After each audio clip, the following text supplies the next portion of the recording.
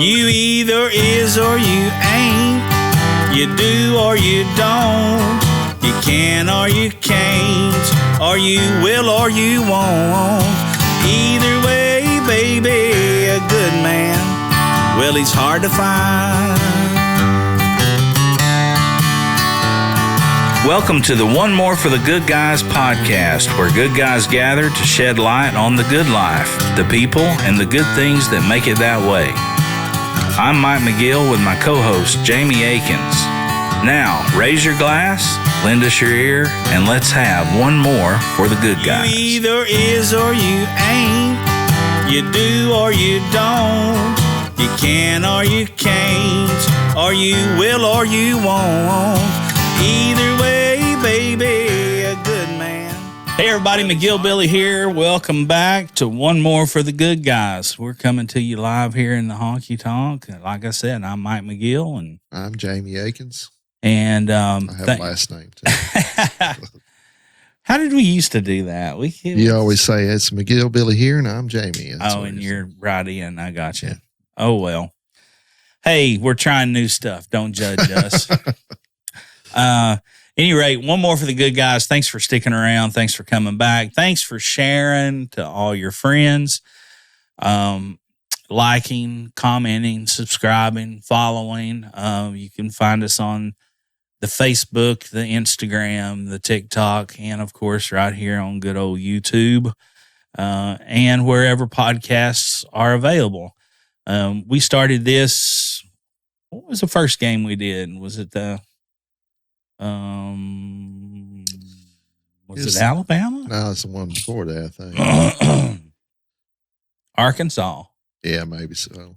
I think it was Arkansas. I believe that's right. We were 0 for 1 right off the gate. No kidding. So was everybody else. Yeah, no shit. But at any rate, we started this special Saturday version of the One More for the Good Guys to just cover the football season. We're both big Tennessee fans. We're both sports fans, and we just wanted to do something a little different and talk about a little bit of a different topics. And we just appreciate the views, we appreciate the follows, and we appreciate the likes and the subscriptions and all that good stuff. So all of that to say this, what are you smoking today? I'm smoking one of our favorites, that Flor de la Santilla. Wonderful cigar. Absolutely one of my favorites. One of the My Father blends. And I believe that was Cigar of the Year 2014. You know what? It's one of the few cigars of the year that didn't go to their head when it came to MSRP pricing, because these are still pretty affordable, too. Oh, yeah. No, for something that good and consistently that good, construction, burn, taste. I really like the box press on this too, the way it's like a soft press and it's still got a Parejo feel, but it's still box press. Yeah. I don't know. There's no negative to, I mean, I can tell you at the end of this, buy a box of these. We did. And these are just great. Several. I bought many boxes of them. Yeah. I loved them. So you're smoking something new. Yes, something completely new. This is from Tatuaje, from Pete Johnson. Tatuaje rolled, I guess this is, along with all the other Tatuajes, are rolled in the My Father's, who also makes the Flor de la Santilla. This is the Tabacos El Triunfador. Or something like that. It actually translates into the winner. Okay. This is a new blend. This is an old name, evidently. I did a little research on it. I got it in one of my Cigar of the Month clubs, and it's called this is in a Favorito size, which is a 4x50. So a little guy, and it's about perfect for the length of our podcast today with the, and I wanted to try it out. I had picked it up several times, put it back, picked it up, put it back. You know how you do when you're going through your humidor. And I thought, well, today's as good a time as any. But rolled into My Father's factory, Habano Ecuador sun-grown wrapper. and Nicaraguan binder and fillers. And again, that's comes from Pete Johnson of Tatuaje Cigars. And evidently, this is a bundle brand. Oh, so it is long filler, but it comes in 25 count bundles. And they make other sizes. They make a Lancero size, they make a Robusto and Toro, and I'm sure they all call all the other sizes something else. You know what that means, folks. But this is pretty more affordable. Yeah. And this would, in regular standard sizes, I guess this would be considered more like a Rothschild. So 4x50. So, but so far so good. We'll let you know how all that fares. But Favoritos 4x50 El Triunfador. The winner. the winner. So winner. We'll see. But so yeah, a lot going on this weekend in UT sports for sure. And, today is Saturday the 16th, and we're pre-recording this, of course. But there was a big fight last night. I'm interested to see how that's going to go. That Tyson and Jake Paul fight is the 15th and not the 15th. So, but yeah, like you said, we got Georgia game this week. Biggest game of Heupel's career. Yeah, for sure. We got a lot of lead ups. We had a big win with the men's basketball team against Montana. Yeah. A rather lopsided win there towards the end, and Lady Vols are looking really. Oh, pardon me. Pretty impressed so far. Lady Vols are looking good. Had a big Thursday night game with in the NFL with the Commanders. It's hard not to call them the Redskins, but the Commanders and the Eagles, who are both playing surprisingly pretty good ball right now, especially for the Commanders. Division rivals. Big time NFC East division rivals. And then the fight with the Kid and the King. How's that going to go? What's that? Is that going to be a publicity stunt? You think it is? Yeah. All the way, or is it? Well, I know this. I think that maybe they think it is, but I don't think Tyson's one of those publicity stunt kind of people. I don't give a shit. Apparently, the payout is $40 million to Jake and $20 to Tyson. Wow! So I saw that today, and wow. Yeah. So by the time you see this, it'll be over. But my prediction is that they'll do like they did with the Mayweather thing. Yeah. When he came out that first time and fought Roy Jones Jr., they straight up said it was an exhibition. Oh, yeah. Well, that's true. You know what I mean? Yeah, that's true. And they haven't said that. No. They haven't been straightforward about any of that now. So the big wonder is, are they just going to come out there and do a few shots to the body and they're just going to dance around? And is it going to be wrestling with boxing? Is this all predetermined? I hope not. I hope that they actually come out boxed. If they do, I think Tyson will win. Well, yeah. I think that other than a paycheck, what's the upside fighting for either one of them? Yeah, especially Tyson, right? No, I think Tyson. If it's a legit thing, it's just to go out there and shut this clown up and just show them that. Well, they're buddies. You still can. Well, are they? I don't know. He said I saw Tyson say that he really liked Jake Paul and they were friends. But I got a feeling that I think it's setting up to be a publicity stunt because realistically, and this is unfortunate, but for the most part, nobody gives a shit about boxing, right?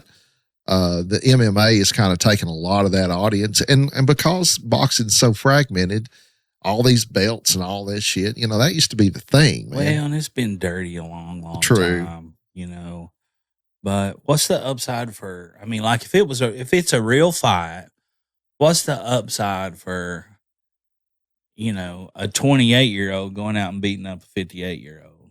whether he's Mike Tyson or he's not.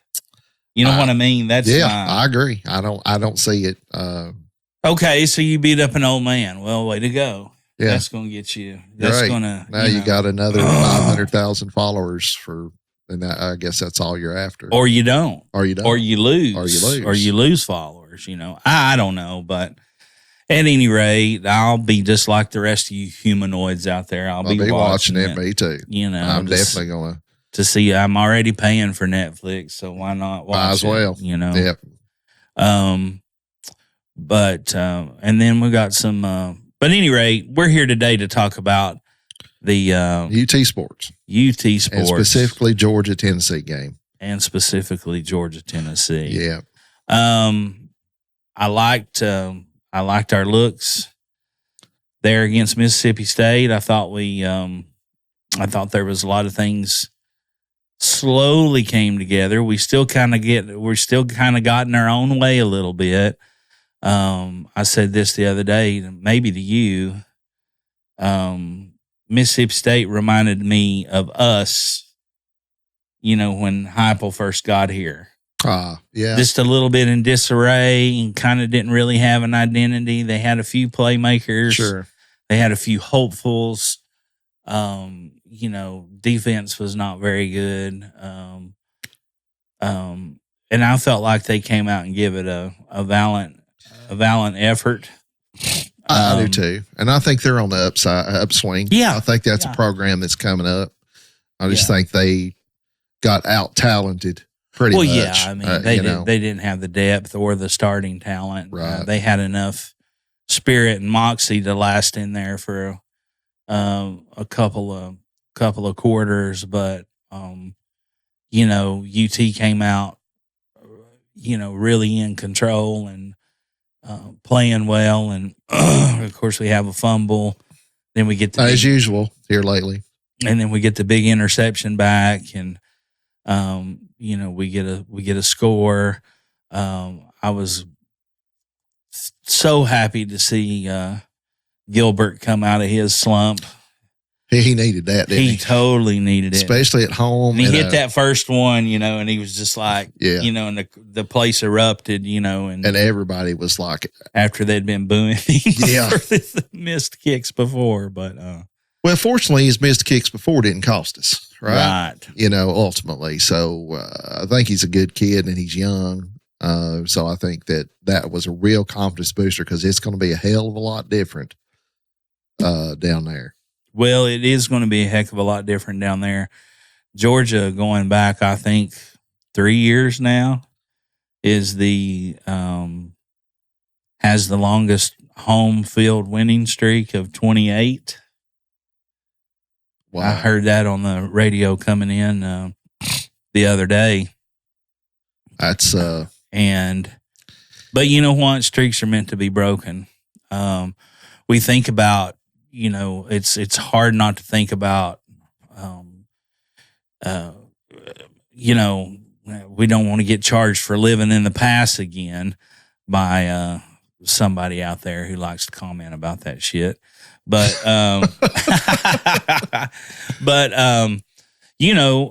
other than the last, they've won 7, we got a 7-game losing streak. We hadn't beat them since 2016.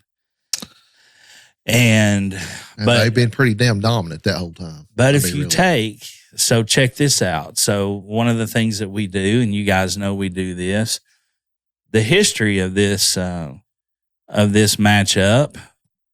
of course, the last matchup was November 18th of 2023, and Georgia beat us 38-10, and that was in Athens. So, that was just last year. So here's my thing. Well, first things first. The overall series is 23-28. We have 23 wins and 28 losses. You take 7 of those away over the last 10 years of us having crappy coaches and underdeveloped talent and everything else. And we're in the lead. Yeah. I mean, and again, we always played Georgia tough, and we usually came out on the right side of things until, of course, they got Kirby Smart, and we got Derek, and I wish they'd have took Derek. He's a hometown boy anyway. Jeremy, where the hell is my McDonald's bag full of money, Pruitt? So, you know, we're 23-28. We got 2 ties, and of course that comes with a 7-game losing streak, as we've said already.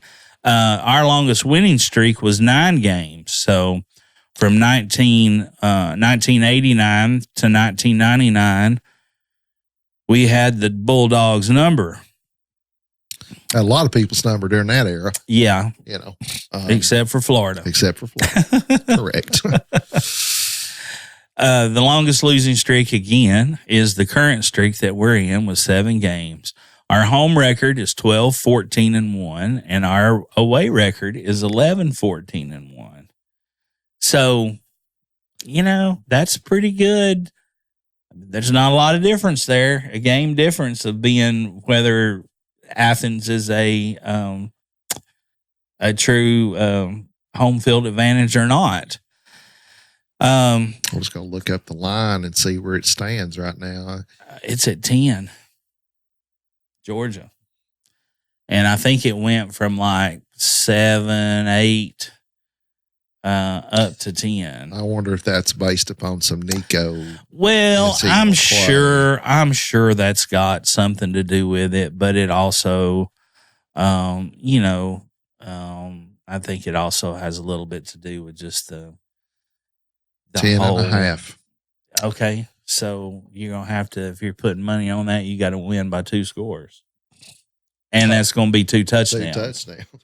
Not, you know, a touchdown and a field goal. But I heard the thing the other day about, so, you know, the thing came out on Wednesday, the injury report, and then they reported on Thursday that that it basically he was in concussion protocol. Oh. So with the protocol, it's not as if Heupel or anybody at UT could just jump up and say, this is what we're doing. This is what we're doing. There's checks and balances there and steps to be ran as far as making sure he is eligible to play from the NCAA vantage point. So I didn't realize that. I apparently missed that because they had to. I just heard it just to, you know, like I said, on Thursday. Okay. Well, the official report is that he is questionable. Yes. Which I'm assuming is just protocol for. It is. And their travel day is not until Friday. So they will have until Friday to make that decision as far as. Surely to God, he'll travel no more. No, regardless. I see. Do they have to declare it before then? Like if they have to say on Friday, surely not, right? He don't have to tell them on Friday Friday. I think they're going to tell them. Oh, you see what I'm saying with the protocols that they're going to say, you know, somebody's probably going to have his bags packed and ready, and they're going to say yes or no. Not the university. I didn't realize that. The university's not telling them yes or no. Right. Well, and you don't know, after all that stuff with Tua at Miami and as bad as it is, it ain't worth. I know it's an important game, but look, man, you've got this kid. It's a game nonetheless. It's a game nonetheless, and he's a kid. But you know what he talked? Heupel talked immediately after the game because we were down at Trailhead. The way he talked was like he could have come back in on Saturday. You know that. Guess that's obviously not the case. Huh? Mm-hmm. So, well, is it or isn't it? I think, you know, they're pulling a Belichick, and Heupel holds things close to the vest. He don't He don't put a lot of things out there on blast, including feelings and or any type of bulletin board material. Or remember when we went to South Carolina, and Cooper Mays is going to play. Cooper Mays didn't make the trip. Right. So is that a Belichick style or type of, hey, let's keep them guessing. Let's keep them preparing for one or the other or both, and maybe gain some kind of advantage to that, Yeah. Well, and I I respect don't know. that. I like it. Well, hell yeah. I mean, protect, he's about Tennessee before he's about anybody else. So that's right. I like it. And, but I was thinking when you're talking about the matchup, I don't remember Georgia as a kid being like that. Oh, we're going to have to play Georgia. You know what I'm saying? Shit. They didn't do nothing. They had Herschel Walker. They won a championship, and they didn't win dick until Smart had been there a couple of years. That's right. It ain't like they had this big dynasty. I'm not taking, I could care less about Georgia, first of all. But no, they had a ripped off logo from Green Bay, and they were red. That's all there was to it. They weren't, they had one national championship. Dooley was, certainly one of those historic figures in the SEC, and will go down as a great man and a great coach. Yeah, not in Derek, history. not Derek, not Derek. Not Derek, as Mama Dooley says, Derek. But yeah, they weren't. You didn't ever get afraid to play Georgia. No. Unless, like I said, Herschel Walker. I mean, and they beat Penn State that year for the national title. So that was in 82, somewhere in there. Somewhere in there, 82, 83. The year that Herschel Walker ran over Bill Bates. Yeah. Seen a commercial with Bill Bates in it yesterday. It wasn't a commercial, but it was like when refs get hit. And the first clip was Bates. He was in play, and he just ran over one of the linemen holding the damn thing. I mean, just obliterated him and picked him up. He's like, man, are you okay? He's like, I'm not used to getting hit. He said, I know. That's why I'm asking if you're okay.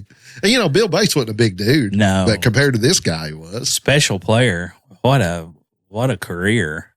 You talking about, doing a whole lot of great football. At being good at every position. And not being that great of an athlete. No. Just being hard-nosed. He wasn't super fast, wasn't super big, but he knew how to do.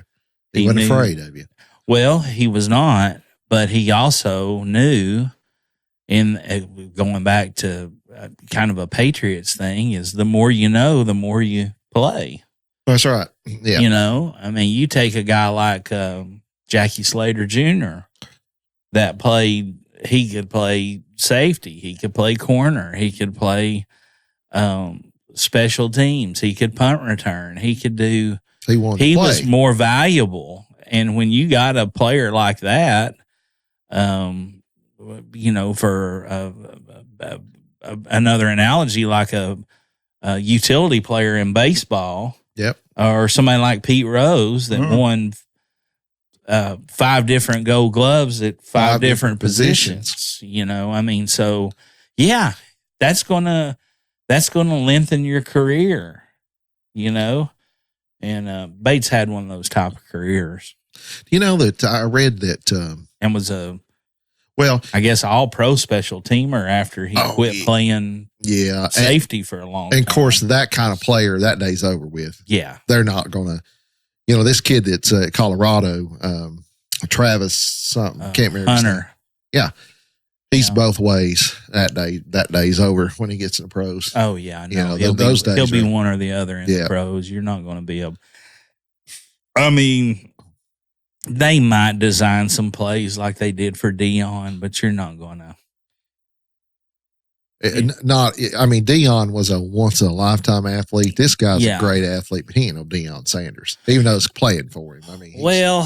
I don't, some say he's better. Some say he isn't. But my point is this: even with Deion, he didn't play every snap, both sides of the ball. No. Yeah. You know what I mean? We can't get killed. You're dead. Jim Thorpe's dead, right? That's right. You know what I'm saying? Right. So now, can they institute stuff like they did for Deion once he gets to the pros? Sure, I think they can, but let him return kicks. But with the sophistication of the league, of the NFL and all that, I mean, he's going to have as much value at being a star cornerback versus being receiver, a star receiver, right? In my opinion, but I mean, receivers make more. If you're a top guy, but I get it. You do if you're playing for the Cowboys and you build a stadium in the sun where they can't see. Oh, that's the stupidest shit I've ever heard. Man, when I get depressed, you know what I think? Everybody knows where the sun is. Did you hear Jerry on that interview? Yes. Oh, my God. I always, if I ever get depressed, this might work for you at home. Just think, you could be a Cowboys fan. Mm-hmm. And then where would you be? That's they don't have enough medication for that, I don't reckon. Not for me, they don't. I'm just shitting with you. There's a lot. There's not enough milligrams of Zoloft to get you through the day on that. But it's crazy. Everybody was a Cowboys fan when they were a kid. Man, I was. I loved that star, and I loved that way the offensive line did. Me included. Yep. So Georgia. Yeah. So when I think Georgia, and mostly because of Walker, I guess. But they've had some really great running backs there, have they not? Had some really great running backs. Rodney Hampton, wasn't he a Georgia guy? I believe that's right. Garrison Hurst, who would have probably played, had some kind of crazy knee injury. Well, that Cobb kid didn't Terrell Davis. Played at Georgia, and then you had, of course, one of the latest, Chubb. Yeah, Chubb. That's what I meant. Not Cobb. They've always had they've always had a good backfield and good running backs. I mean, Sean Moreno was there. Let's face it. I mean, I'm not knocking them for a second for the talent that they've been able to produce and the players that's came out of there. I mean, it's certainly a recognizable and a notariable school. But they weren't all that until Smart got there. They had the one championship with Herschel, and that was back when running the ball was King. That's it. Yeah. And it was Herschel left, Herschel right. And why not? I mean, that's the way I played it too. I ran him till his tongue fell out. Absolutely. I ran him till he thought his name was Earl Campbell. It's exactly what you do, and that's what they did back then. But I just never, I don't know, and maybe it's because of the era we grew up in watching in and all that stuff, and I just never really worried too much about playing Georgia. I didn't either. I am a little worried this week, but the only thing that gives me not any angst about this game versus the game that's coming up against, or the two games we just got done with Kentucky and Mississippi State, or the game against Vanderbilt coming up, is there should be no reason under the sun that anybody should have any thought less than this is the game. And we've made it to here, and there's one thing and one thing only to do, and that's go out there and win this ball game. The others, those other games, take Arkansas, for instance. I think we got a little lax coming off that bye. I think we thought that we were probably a little bit better than what we thought we were. And that, this hype train's running, and we're just going to, everybody's going to roll over and play dead after we hit them 2 or 3 times. And that's not going to be the case, and that's when you get in trouble. It's kind of like the Steelers used to be. They used to play to the level of their competition, and that's a good point. Yeah, they'd have a 16-17 game against somebody like the Ravens, or win by 1 point, and then get beat out by somebody like Carolina. Yeah. It's like, what the hell? You were world beaters. And, so this game don't worry me in that way. Now, obviously, Georgia's a top ranked team. They've played a tough schedule. They've this, they've that. They have this 28 home winning streak. They're this, they're that. They got Kirby Smart. Well, guess what? Kirby Smart puts his fucking pants on just like Heupel puts his on, one leg at a time, unless he's really good and he just jumps out of the bed and flat foots it into both legs. But I don't see him doing that. I don't think he could do it in his playing days. I sure as hell don't think he can do it now, that little gay visor he wears. But the happy visor. Visor. But at any rate, I don't know. It just don't that part of the equation about what gives me angst in different games. I don't have that. I mean, and that makes sense. I guess I'm not feeling that either as far as the boys go. What I'm concerned with, and this is for everybody that's listening and for us, is like, look, for this season, this game means a whole hell of a lot. For this season. But you know what? He's building a program over here that is going to be in contention every year, which is what we've always wanted and what we had for a while. I told you that they just got a commitment from a 5-star top quarterback in the country. So you're starting to get that, hey, QBU, kind of thing like we were with wide receivers. I'm not concerned with that. What I don't want to see is, it's great to be a Tennessee Vol today, and if we lose tomorrow, it's season's over. You know what? Yeah. Georgia's got more on the line than we do because they got 2 losses. Well, and if they lose, they're out of the playoff. Think about this: you can be ranked. There's teams that could be ranked in the top 5 or the top 10 that won't make it in. Yeah, that's right. It's gonna be BYU or Miami. They could lose every ball game from here on out, and because they win their division, they're going to be in with a bye. Yep.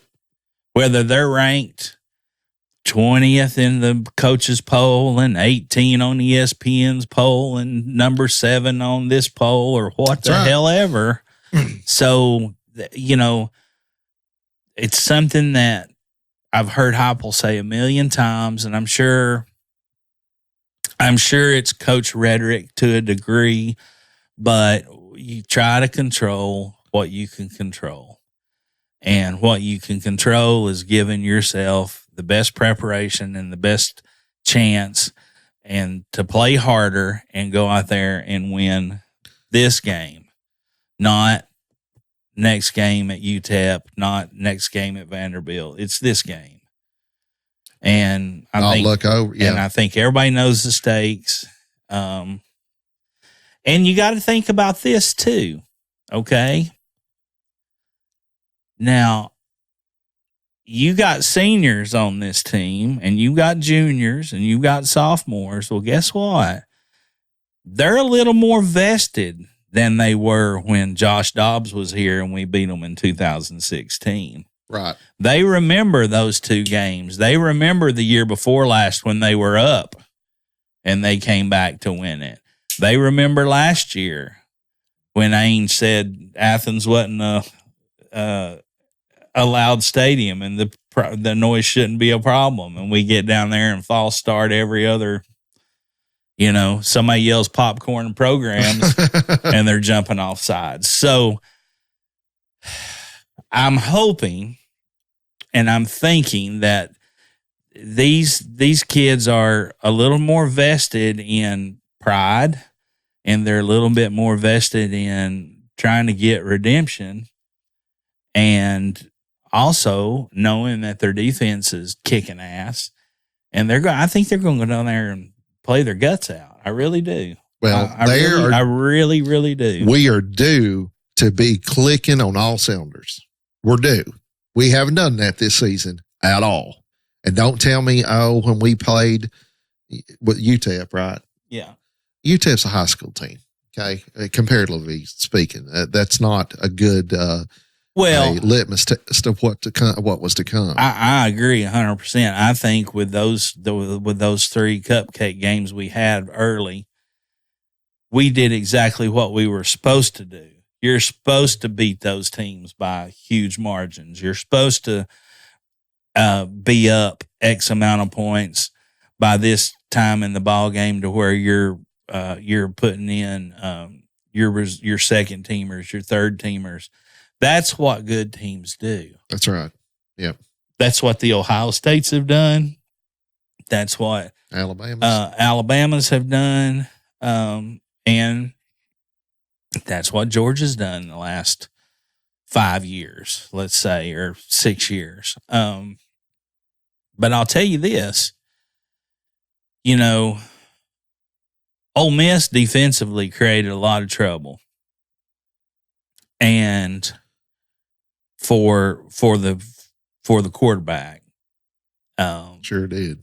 They got out schemed that game. Yeah. Well, and he was hearing footsteps and seeing ghosts and everything else. That kid didn't have a chance he didn't know whether to wind his watch or scratch his ass. He was under. And that's exactly what needs to happen today. He was under duress.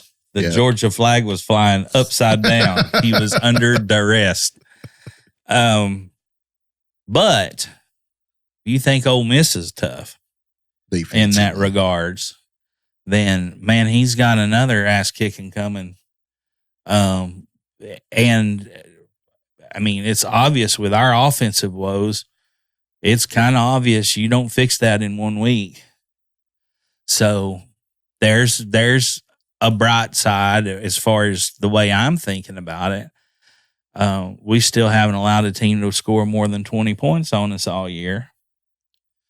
And let me say this, Ole Miss got this high-flying, great offense, and this kid that's got probably the best quarterback name ever, Jackson Dart, throwed for how many, 5,000 yards in one game or some shit, broke Manning's, Archie's record. But if it hadn't been for a field goal kicker, they wouldn't. That's true. They might have won that game, but it'd been 13-7. Yeah, that's true. You know what I mean? It'd been 14-9. It would have been a low-scoring game because that kid hit 5 field goals, I know. 15 points to beat them. So defense, they got in the end zone one time offensively, and they scored a defensive touchdown, and then they scored 5 field goals. So, if that score could have very well been 14-7. Right. Or 14-10, whatever it wound up being. Well, I hope the game, something to that nature. You guys know what I hope they watch that Ole Miss tape, and our defensive coordinator's like, listen. They did. You put him on his back, you're going to rattle him. And you know what? That's the game plan for every quarterback. Pressure. Make Hands them in the face, tip balls. You don't necessarily have to sack them every time. No. But if you're back there and they know it, and he knows it rather, and that tackle knows it, and that center knows it, and that guard knows it, it's like these sons of bitches don't stop. Yep. At some point they've got to be like, and we rotate 12 players on defensive line alone. God. And each one of them can eat as many flapjacks as the other one did when they come in there. I mean, they're monsters. They're aggressive too. They get very after. Aggressive. So that's the key to the Tennessee win is that the defense has to absolutely set the tone immediately. Yeah. And hope that your offense shows up. Because if the offense shows up and the defense just plays good, they'll blow them out. But I think that on paper, we're better than Georgia this year as far as potentially. Well, as long as you're not writing it on CBS, NBC, ABC, and or ESPN letterhead on paper, yeah, I believe you're right too. Right. Because man, everybody's got such a hard on for Georgia. And what if Georgia? I mean, I was listening to Dan Patrick the other day, and he's like, "Yeah, but Georgia may not even make it into the playoffs." And I'm like, "Who gives a rat's ass?" That's right. I mean, it happens. Didn't last year either. Yeah. Did you? I mean, it happens. Should have. It happens. Yeah, they totally should have. But you know what? They couldn't get it done when they needed to. And if that happens to Tennessee, then guess what? We'll be big boys. And we'll take our medicine, and we'll know that we didn't get it done when we needed to, and that's it. That's it, and that's that. I hope that the lesson to be learned too. And they're not going to make up a bunch of excuses. I don't like looking behind, but I think that Heupel, it needs to be said, is like, listen, boys, if we take care of business at Arkansas, this game don't mean a whole lot. Yeah, because you're undefeated. If we win at Arkansas, Tennessee's number one. Right now, Tennessee's number one team, right? You beat Alabama, you beat Florida, you've gone on the road and you beat Oklahoma, and you would have beat Arkansas in that scenario. You're number one team. How can you not be? The only way you wouldn't be, I mean, it would be us or Oregon, obviously, at this point, because they did beat Ohio State. Yeah, true. Well, but regardless, you'd be leading the SEC. And all that stuff. So, and this game wouldn't mean it would mean something. But see, you've got the problem with, sticking with this game, it wouldn't mean nearly as much at Arkansas if we'd taken care of business there. And I think that's something that you're going to find more and more with this 12-team playoff, is that the dynasty is that day's probably over. Yeah. Right? Because there's only so much NIL money per school. And how many superstars are you going to be able to stack on your team when they're wanting to get paid big bucks? If you're a 5-star, this is what I would want to know, and maybe we'll find out later, but if you're the top quarterback in the country, and a lot of people are saying that this kid that just committed is, or certainly one of the top, why would you come here with a freshman, with a redshirt freshman that's got 3 years if he wants it left? That's either super confident or know something. I mean, you would think that they would come here by, I don't know, but I would think you could start as a recruiting tool is that you could say, hey, we took on the NCAA and figured out how name, image, and likeness is going to work and how we could go, and that we weren't going to be bullied into being on probation again. And we've got plans set in place to help you manage and get you used to this new lifestyle. And we're going to actually have people around you that's not going to take money from you. That's a good point. I think that was huge. Yeah, I think that was huge. That move by Danny White was huge when they did that. Then I think also you get one of those kids in in one of those night games here, and they see that T light up and open up, and those players run through, and you see what Jack Daniels does to 107,000 people, and just the Vol Walk, the pageantry of it is the pageantry of it. And then you think, okay, I'm also going to go under a coach who's got an offensive mind that says to be damned with all the naysayers about, well, it's too simple of a system. It's too this, it's too that. It'll never work. Right. And he's going to give me the confidence. He started a true freshman. True. That's right. So I think there's, you may have to look for it and you may have to really believe in it, but I think there is positives there to to get players here. I think we also got a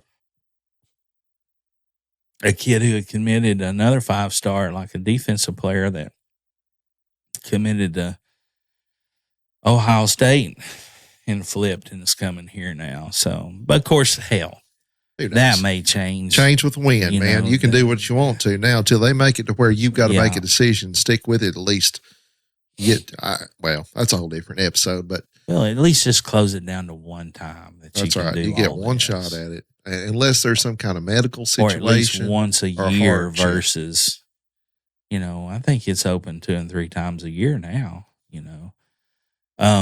That's fucking ridiculous. But I think there is some positives, and and you're going to be playing alongside the one of the nation's best defensive football teams, and how many games have been on national TV this year. You're going to get coverage, and again, I think the big thing is that you got a true freshman starting at quarterback. Well, ain't no telling what they promised him too, as far as money goes. I don't know how all that works. I don't know what they can commit to people as far as finances go. But I know coming in, if let's say you got Coach A over here that hasn't started a freshman in the 20 years that he's been in the program. So he's like a Parcells or a Belichick, not going to start a rookie, not going to start a freshman. And then you got Coach B over here that's, had a freshman start and then started a junior the next cycle around, or he's starting. You at least get the chance to be up against the best competition and to prove your worth. And by their word and by their works, the coaches, if you got the stuff, they're going to put you in. That's right. So maybe that could be it too. It's like, I don't know how a lot of the coaches stand on something like that. And I couldn't find the guy's name, but that could be it. I mean, that pitch about the NIL is a good one. You starting a freshman quarterback's a good one. So anyway, that's a little bit. Well, you get, UNLV is going to offer you, and I'm just saying that because we had that situation with that kid out there that didn't get what he was promised. Right. Yeah. And then you get that situation of, we've just really started doing this. I think Tennessee starting it with Nico, that was the first big, that was what all the fuss was about. I think with them being proactive and taking a stance on it and saying, okay, so you're going to put us under investigation. We've paid your fines once, but you do not have a leg to stand on now. Right. Because it's out in the open. So if you want to spend a bunch of legal fees to take us to court, then so be it. And we're going to spend this thing as we were the initiators and we were the front runners of being there for these kids and doing what needs to be done in the right way. Right. The Tennessee way. Yeah, I think they handled that pretty about as spot on as they could have. That could be the furthest thing from the truth, but that's, it's kind of like during the pandemic. I always felt like if businesses had came out and said, hey, folks, we've done this, and this to make our place as safe as we possibly know how at this point, versus not addressing it and or ignoring and or not giving it any, taking an offensive to it, I think you would have created more business than anybody would have had. Probably so. You know what I'm saying? Yeah. I think that's kind of what they, but again, I don't have a clue. We don't know, yeah. But well, as far as scores go, I know that the line's 10.5. That feels off to me. I mean, home, first of all, Georgia's ranked 11th. We're ranked 6th. I know that don't mean a whole hell of a lot, but 10.5 points down there, and I don't consider Athens like LSU or playing somewhere like that, or Florida even, as far as environment.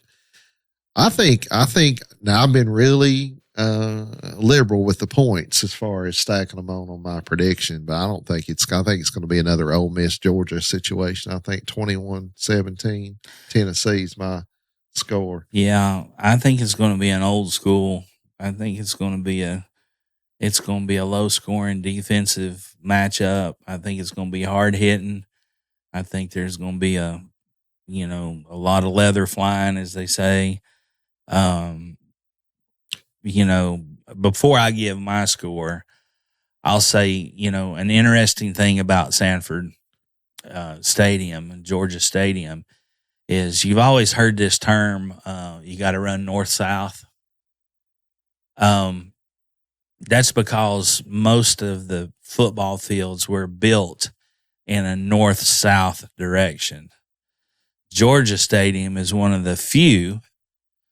There are more than just it, but it is one of the few that actually faces east and west. Just like Texan Stadium or the Cowboy Stadium. Yeah. Well, everybody knows where sun is. Yeah. Of course, it's 7:30 game, so that won't be a factor as far as sun goes. But I think running the ball is the key on the offensive side. Winning the line of scrimmage on both sides of the ball is going to be key. And for Tennessee, I'm going to sound like a broken record, but not getting behind the chains, not getting behind in score, keeping things even, keeping things simple, and just playing a complete 4-quarter football game. Yep. And I think we can beat them. I think if Tennessee can force some turnovers with that defense, that's really key. I think this one's going to be one on the defensive side of the ball and on special teams. And it's tough, but I would hate to go down there and win and then lose to Vandy, which is very possible. Vandy's good this year.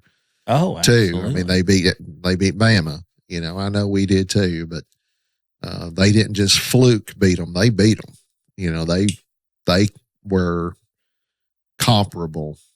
So, so that's my score. Well, real quick, just to get through the same things that we do each Saturday. The first matchup was in November the 11th in 1899. And we beat them 5-0. Last 10 matchups, as we've said, has been predominantly Bulldogs with a record of 2-8, and that was from 2014 to 2023. One of those was a miracle. Yeah, wasn't it? Yeah, the Hail Mary. That was 16 with Dobbs, and Juwan Jennings caught the touchdown. I believe that's right. If I'm not right, put it in the comments, please. Largest margin of victory was 46-0, and that was on November 31st in 1936. And we won. Mm-hmm. Smallest margin of victory was 34-31, 2016, October 1st, 2016. That brings it up to 1,056 total points. The average points of these games have been 19.92. So, total. Yeah. So I guess, roughly 50. Or maybe our total. I don't know how many got. We've played 50-something times, 56 times. We're 28-23 and 2 ties. 23-28 and 2 ties. Okay, 51, 53 times 20. That's about right. That's total points. Okay. So the over-under should be set on that kind of thing at around 20, but it ain't. It's set a lot higher than that. What is that? Yeah, I wonder, this would be an interesting stat too, as far as the line goes, is how many times after a loss has Georgia come back and creamed somebody? I guarantee you Vegas knows the answer to that. And I guarantee you that's part of the... Has to be. But I'll say this real quick as well. If Nico doesn't play, 47.5 is the over under. I take the under on that all day. Yeah, I would too. Seems right. If Nico doesn't play, I think Gaston Moore, our backup, he's been around Heupel his entire year. He's a 17-year senior with 3 COVID years. And it could be a blessing in disguise. Could be. I remember a year that Dickey came in. Oh, yeah. Remember that year? I do too.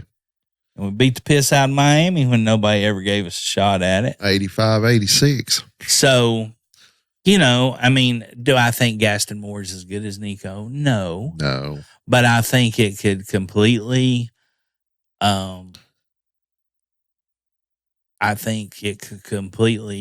create or diversify create and diversify into a more evenly called game. You know what I'm saying? Because we seen him get on the streak during that second half of the True. Mississippi State game, and he's fresh off of some action. He's not coming in completely off the bench. That's true. With a fresh start. You know what I mean? Now, it will be a start versus a substitution, but I don't know. I just don't have obviously I want to see Tennessee win. I'm going to pick them to win because we're homers here. That's right. And if you don't like that, then go watch, Bulldog. Go watch Feinbaum. Yeah. He picks against us every time. But, hey, man, this has been a year of strange shit, right? Sure has. Vandy beat Bama. So there's enough. That's enough. Make it strange. Army's got a chance of beating Notre Dame. I don't know how much of a realistic chance, but they got a chance. So a lot of crazy stuff, but my final score, what'd you say yours was? 21-17? Yeah. I'm going to say, oh man, I thought about this. I'm going to say 2013. That's what I'm going to say. I'd say it's going to be around there. I don't think it's going to be I think it's going to be a good old-fashioned SEC. It's going to be a fight. It's going to be a throwdown. There's going to be a lot of hard hits. Probably going to see some injuries. I mean, it's going to be physical. Georgia's going to line up, whether Nico's at quarterback or whether Gaston Moore's at quarterback, and they're going to make the quarterback beat us. That's going to be the game. That's the game plan against Tennessee. Yeah. And that's it has been all year. It will continue to be until that offense shows up and they start dropping them over their heads. Yeah, I don't think that will be the case next year, where he's got a full year under his belt, maybe get a couple more weapons in there to help him. I think that the health of Dylan Sampson is probably the most important injury report of the game, because paramount. I really wish that they would line up in some kind of 2-back formation, I formation would be fine, whatever, and get a lead blocker and run a lot through the inside. See, as poorly as our tackles have performed, our guards are just the opposite. Yeah. One of our guards won the Outland Player of the Week.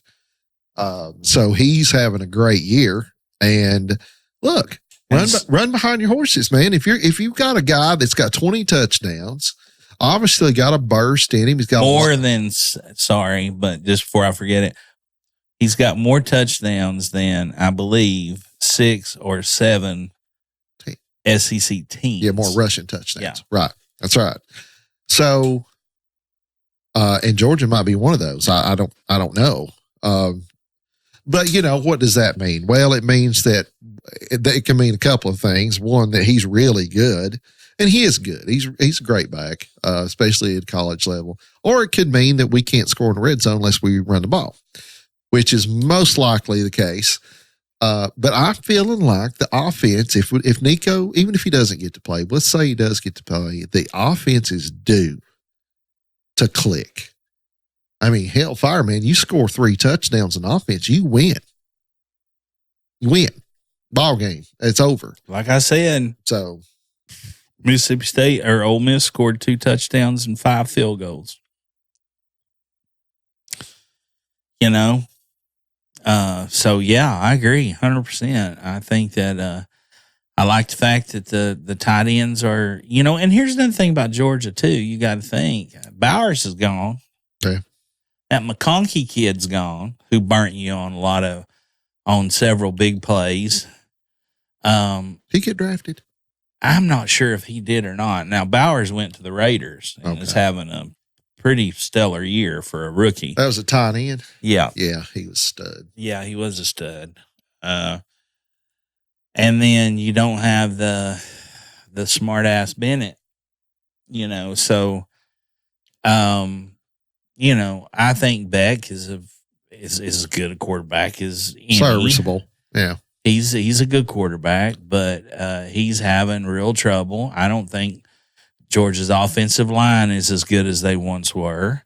I don't think their defense is as good as they once were. No. Listen, man, all good things come to an end. Oh, yeah. And that's going to be more often the case the way it is now.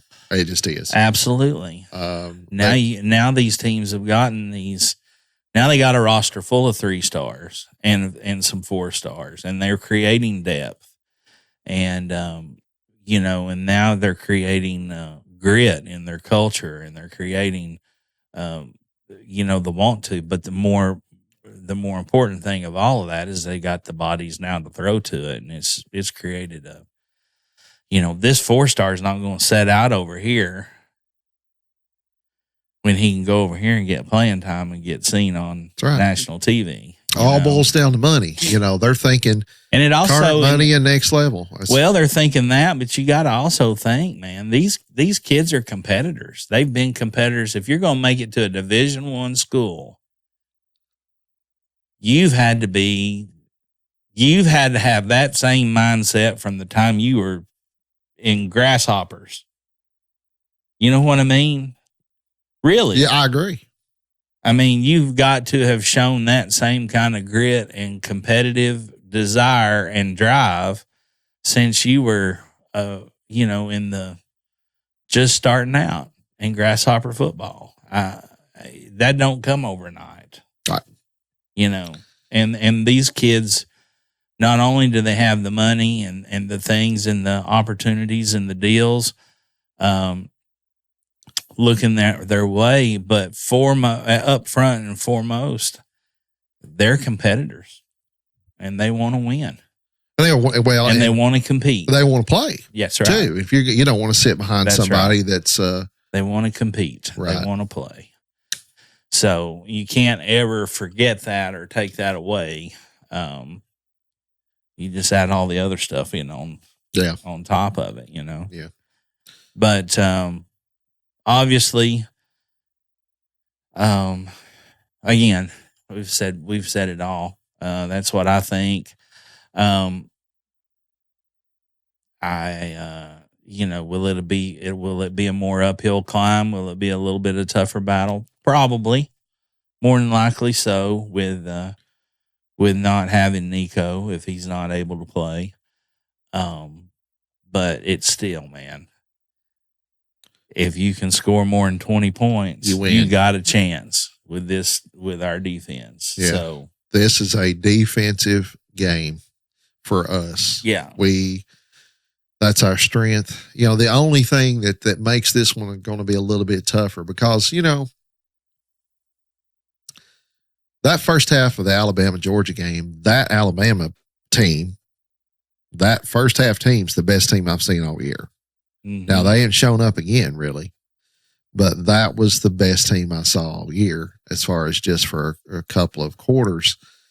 But now you're so far into the season now, there's no surprises. Everybody knows what they're competing against. and there's not going to be any surprises. So this is going to come down to executing the game plan, and that's it, really. Yeah, and let's look at it this way too, real quick.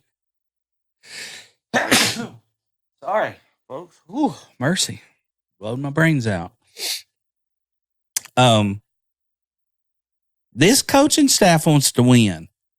You think they ain't thinking about being 0-2? Oh, yeah. And Heupel ain't got something to prove? Oh, yeah. And Tim Banks don't have something to prove with coming from the 186 ranked pass defense 2 years ago? We were ranked 186. Yeah, that's about bottom. And now we're, you know what I mean? I mean, that's a huge turnaround. So I think there's a lot. I think Tennessee, in their desire, in the previous records, I think there's something to prove. And I think all this shit that's, this stuff with CBS, ESPN, ABC, Fox, the polls, the thises, the that's. I mean, there's been a huge, and I'm not going to die on this hill, but I will say, I'm not going to get hung up on it either, like some people would choose to do. But there has been a level of disrespect shown to Tennessee. Absolutely. All the way back to Chris Fowler. Yeah. And especially this year, when reporters are reporting and writing stuff like, when they're writing more about your shortcomings and not what you've done, and then they're making excuses for shortcomings for Alabama and Georgia, man, there's a whole load of bulletin board material, if that's even such a thing anymore. Maybe it's an iPad material, now, but same thing. And I just think they got something to prove. I really do. So. Well, let's hope they get it done. I'm excited for it. It's a night game. Couple of things that because this is going to come out at 12:01 Saturday morning. I guess we're going to try to be at Trailhead again. Yes, right. We're going to be at Trailhead again, selling cigars and watching the game, just hanging out with whatever. So come by and see us. And if you don't, it's for beginners. We're not. Of course, we cigar smokers of all type are welcome, and absolutely. But if you're watching this or you want to learn about cigars, come out, and talk to us. We're very approachable. Yep, we're very approachable. We'd love to talk to you about the game, about cigars. I mean, and we're going to have some things there that are going to be economically. There's a good guy, there's a GGP, and there's an MSRP. And if you show up, we'll explain to you what that means. That's right. And the holiday season is coming. So if you've got somebody in your life who enjoys the hobby, then you know where to come. Also, holiday season, a couple of more announcements. Yes. This coming Monday, we've got a new episode with Mark T. Dunn. Dunn, our buddy, and our very first podcast guest. Yes. First episode, period. Yeah, yeah. And of course, we were just doing guests then, but he was first one we did. And now Mark's got a book out about his life on the road with George Jones. That's actually the subtitle. It's called Kick It Off. And his episode comes out on Monday, the 18th, and it'll be out Monday morning. And you'll really enjoy that. And this book is a tome, if you will, of a lot of his stories while he was on the road with George Jones. And this is back during the Raising Hell George Jones. Should I just read the back cover real quick? Sure, read the back cover. Hot country, hot women, hot damn. Step back in time and step on the Silver Eagle tour bus as you join the George Jones Show during some of the most tumultuous and consequential times of the legendary singer's Hall of Fame career. Cocaine, whiskey, and debauchery were three brothers of the road circa 1981. Follow young drummer Mark T. Dunn from East Tennessee as he chases his musical dreams throughout a fascinating journey. Dunn joined George Jones, arguably country music's greatest singer ever. Just as Jones' classics, He Stopped Loving Her Today, was blowing up the charts. And overnight, Dunn went from playing from bar rooms and honky-tonks to arenas and huge festivals, which he talks about. Including Farm Aid. From old vans pulling a U-Haul trailer to beautiful coaches and private aircrafts, George Jones was hot as a firecracker, and every performance could possibly add to the legend. Good shows, bad shows, and yes, no shows. Dunn, a trusted and loyal sideman, sat 12 feet behind the possum every night and saw it all. And here's your chance to be a part of it too. Kick it off on the road with George Jones, Mark T. Dunn. Coming out Monday. Book's already available on Amazon. And check out the podcast. It's an hour. It's very informative, and he shares some more of his stories.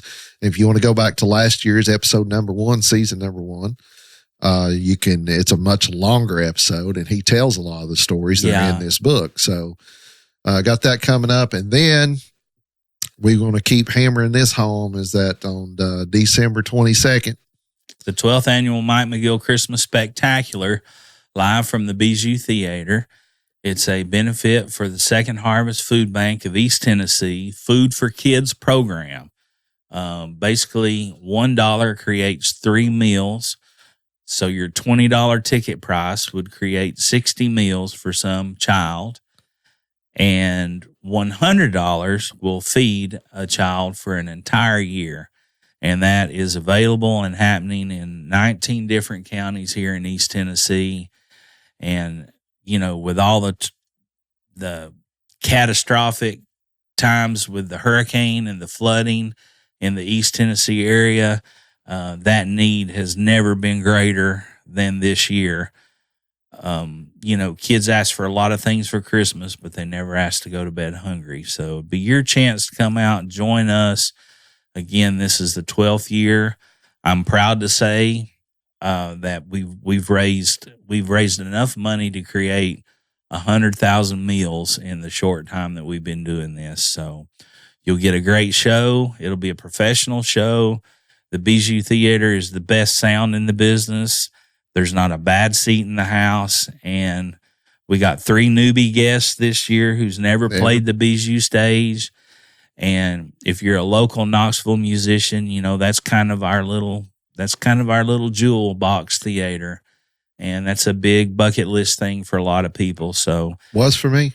It'll be a really fun night, and you'll get to hear top quality music and entertainment, and you'll be doing the world a heck of a lot of good for $20. So come be with us. And one thing I thought about too is that, you know, you start, you know, $100 feeds a kid for a year, right? And that's what is it? 3? That means every meal, for, you know. And a lot of these kids, you know, going hungry in the United States is still going hungry, but it's different than going hungry in, say, a third world country, because a lot of these kids are not getting enough to eat. They're eating, but they're missing a meal. So your $20 could feed, really supplement that kid for a month, right? I mean, so 60 meals, 2 months. Yeah. If you add a meal to somebody's diet, because if you think about it, a lot of these kids are in school, they're getting that meal, right? If they go early enough, they'll get their breakfast. A lot of these kids are not getting dinner. So your impact for your $20 that you will spend and get you a 1.5 combo at any fast food place you name. That's it. Okay. Feeds a kid for 2 months and gets you high cholesterol and heart disease and colon cancer and right. And realistically, what's $20, man, anymore? You know, I know things have been tight or whatever, but there's no better cause certainly here than that. It's easy. Yeah, it's easy. It's a $20 bill. It's easy. And it'll start at 7. It'll be over at 9. We're working on having an after party place, and we'll be talking about all that with the episodes to come leading up to the show. But And the dates the tickets going to sell, what was that date? They started the pre-sale yesterday, and it'll be open to the public on the 15th. Right. And something to note is Friday. Right. So by the time this airs, tickets are on sale to the public. And, anybody that's bought any tickets lately knows that if you buy through a website or something, there are going to be fees. So all you got to do is walk right down there to the side street right next to the Tennessee Theater, and it's $20 ticket. There are no fees, and none of those fees that are collected go towards the cause, zero. So there is $2 of that fee, though. If you buy it online, goes to the preservation of the Bijou. Okay, if you buy it through the Bijou ticket office. So anyway, it's just and it's a good time, and you've advanced in an hour. Now it's at 7. It used to be at 8. Mm-hmm. So we're done at 9 o'clock. General admission seating. There's a bar there. You can get you a couple of drinks and have a great night of entertainment. And we'll run the gamut for everything from Bing Crosby to punk rock but it's all Christmas. So there'll be something done, sang, and or performed by someone that you're going to enjoy. Is going to be right in your wheelhouse, whether you're a country music fan, a rock and roller, a blues, old time, bluegrass, rock and roll. It's the most important show of the year. It is. By a long shot. So, and listen, when I started this thing, just real quick, it was my goal by year 10, if I was still doing this thing, to get it to the Bijou. Well, we had so many people paying and showing up at Barley's where we used to do it that we couldn't hold them anymore. We had 400 paying people. And so we had to go to the Bijou 2 years earlier than what we thought we were going to. Well, the first year we were going to go there, which was going to be 2020, the pandemic happened. So I had to live stream everything, in a warehouse 6 foot away from everybody, freezing my nuts off in my Santa suit. But still had to, we had a virtual online drive, which we do every year. We'll do again this year for people that are out of state or out of country to be able to donate as well. But, year 9, we got to the Bijou, and I think we had 200 something, like maybe 220 people. And then year 10, we had 400, and we'll say 420 people. And then year 11, we had about close to 500 people. It seats 761. And again, there's not a bad seat in the house. So it would be my dream to sell it out. And when I first went there, I didn't know if I was going to owe money or if I was going to make money for this cause. But I had a desire, and I had the drive, and I had the help of people like Jamie and the other guys in the band and different folks from around town and all the people who had supported me through the years, that I was not going to be afraid and I wasn't going to be bullied into not doing it. So I took a leap of faith. And if I can do that with my name on the line, trying to raise money, then you can take a leap of faith and spend $20 and get your ass out and see a great show. That's right. And on top of that, if you can't come, still send us $20, and we will put it towards. Right, we need to start a thing probably. Well, we'll have a virtual drive and a link, and we'll have all that here. Everything's going to start rolling, Christmas.